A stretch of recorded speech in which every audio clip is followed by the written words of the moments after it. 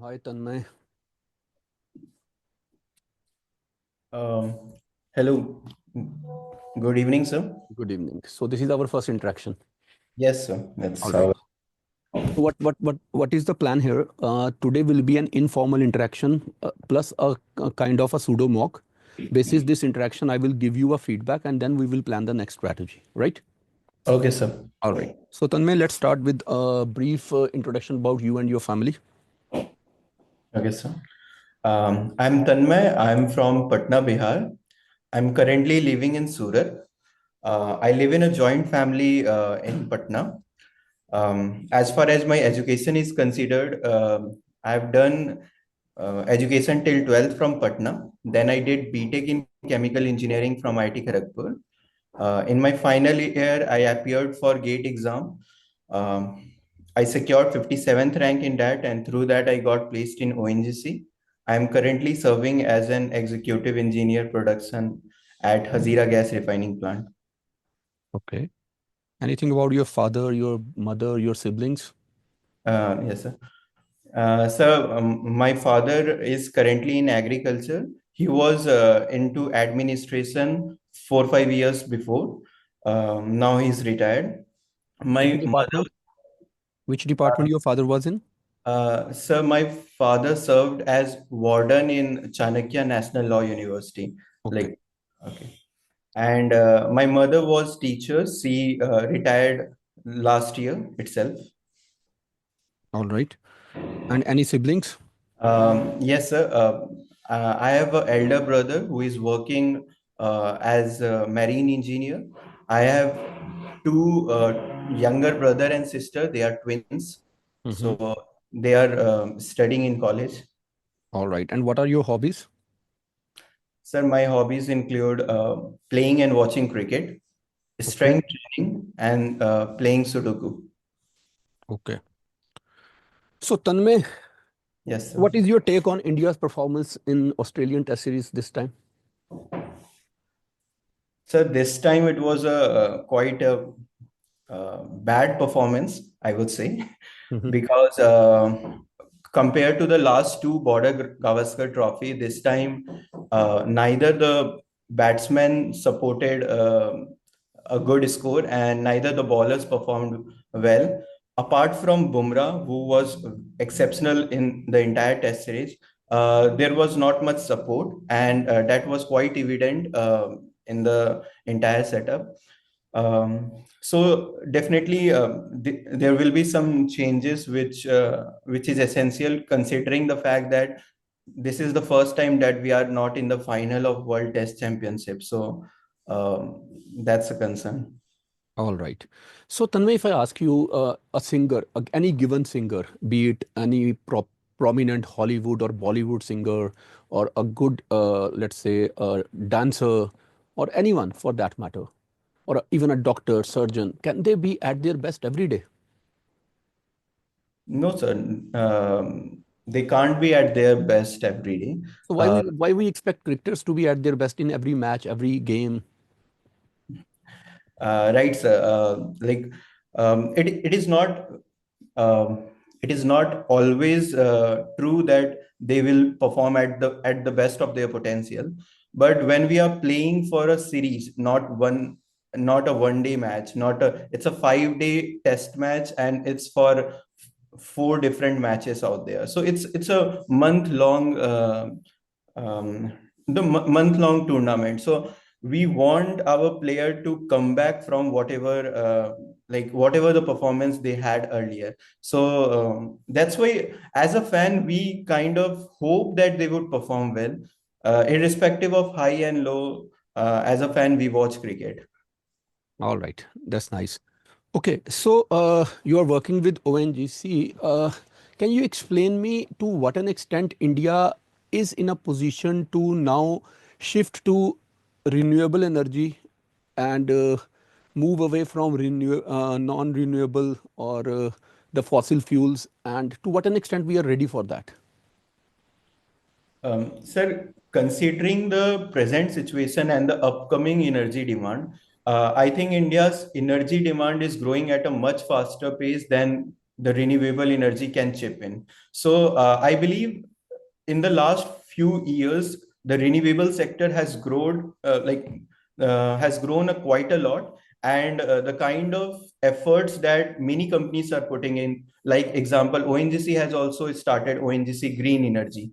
So there are many companies, there are many efforts at the center and state level. So the transition is happening at a good pace, but still the share of renewable sector is quite less that it should have been. And I would say it's as far as 2030 target is considered, the Panchamrit goals are considered, it is on a track. But again, considering India is a developing country and energy demand will increase, I think it should grow at a much faster pace. All right. Okay. So while you have stayed in Patna, Bihar, uh, at least till you were 17, 18 years of your age, and then you shifted to Surat afterwards, or you shifted to Surat as a part of your job only? As a part of my job So only. you stayed there for a good 20, 21 years in Patna, Bihar. Sir, I stayed for 16, 17 years in Patna, Okay, then you have to go to Kharagpur for your IIT. 4 years in Kharagpur, and then from the last 6, 7 years, I'm in Surat. All right. So, if I ask you to compare the infrastructure back in Bihar with the infrastructure that you find in Surat, what is the difference, basic difference? Sir, there are many differences in terms of infrastructure, in terms of road, in terms of flyovers. Surat is having much more organized infrastructure. There are numerous number of flyover that, and we can see in terms of traffic also. The traffic congestion is very high in Patna, and this is very less in Surat. One of the other reason can be the population also. The population density in Gujarat is like 308 person per square kilometer, but compared to that in Bihar, we have more than 1100. So that's a difference also.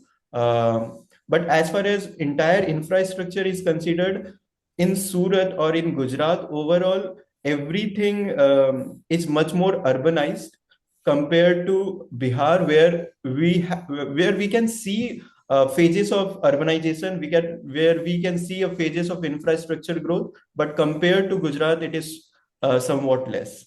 All right. So, we've been reading a lot about student agitation back in Bihar after that BPSC exam. So, what is your understanding and what is your take on it? Sir, a lot of students appear in competitive exam, and especially in state like Bihar, where job creation is quite less in other sectors. This service, this exam means a lot to those people. So definitely, it's a very much concern. Not only because a lot of people are appearing, but because it is attached with the trust with the process. So it's a very unfortunate incident that some accusations go on, or some paper leakage incident happens, but at the same time this should be treated as an opportunity, because many other states have been able to plug those loopholes. So a better transparency, a better monitoring, and the use of technology could help in streamlining the process much more effectively. All right. So, you give otherwise uh, whom you support in this agitation, the students or the commission? Sir, if I have to like rather than supporting, I would rather say the administration should be much more transparent from the next time onwards, in terms of in terms of data, what exactly how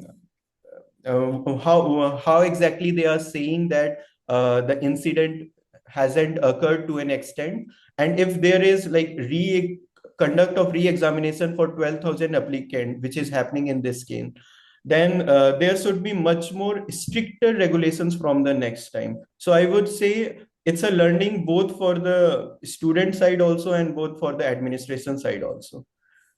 All right. So, Tanmay, what do you think? To what an extent AI is going to help organizations like ONGC? Sir, artificial intelligence is a next big thing, and it is very much helpful for organization like ONGC, because in ONGC we do process maintenance, and all these process maintenance are happening at a manual thing only. But if we do, like, if we incorporate artificial intelligence, then there will be a scheduled preventive maintenance. Then there will be less leakages, because there will be much more monitoring of that. So overall, the efficiency of the company, or efficiency of the organization as a whole, both in terms of technical aspect and in terms of administrative aspect, will enhance. So I think this is a like this is a this AI is in pioneering stage, but the company should invest more and more in AI in order to leverage the gain. All right.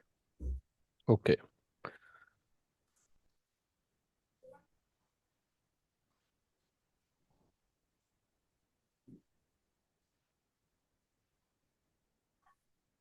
Have you seen the question paper of the reconduct of the PPSC exam? Did you get a chance? Sorry, sir, I haven't seen. Okay. All right.